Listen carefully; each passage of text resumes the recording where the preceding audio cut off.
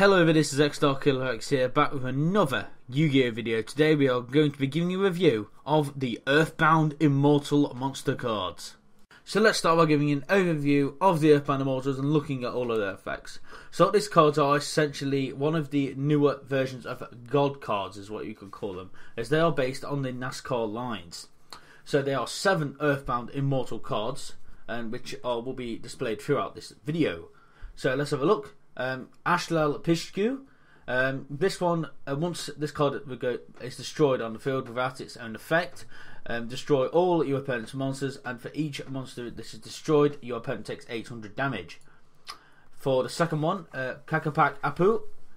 This one, if this card destroys an opponent's monster by battle, inflict damage to your opponent equal to its original attack. Kariel Hoa, so I can't pronounce these names. If this card is destroyed by a card effect set by its own, destroy all cards on the field. Kaku Chalwa. This card cannot attack. You can inflict damage to your opponent equal to this card's defense on the field, and your opponent cannot conduct their battle phase while this card is in defense mode. Now, the next one is Kushilu. Now, if this card will destroy a battle, you contribute one other monster on the field to and half your opponent's life points instead of this card being destroyed. So that card is OP. Then you have Yuru. Once returning, contribute one other monster, then target one face-up monster your opponent controls, and take control of that monster until the end phase.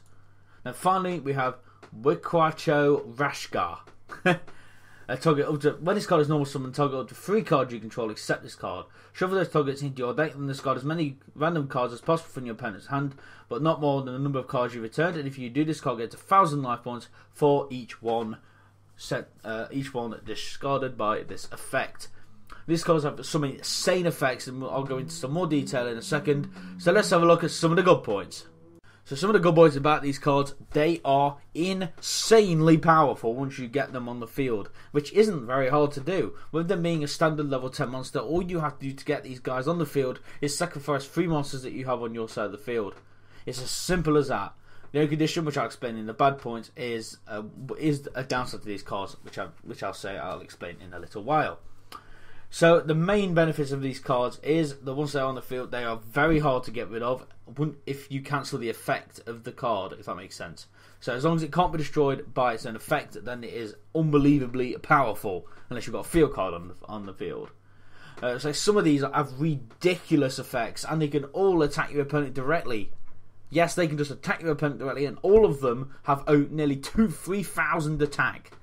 So it's just unbelievable the damage that these things can do to your opponent. I mean, some of them destroy your opponent's cards on the field. Instead of the card being destroyed, half your opponent's life points. That's ridiculous.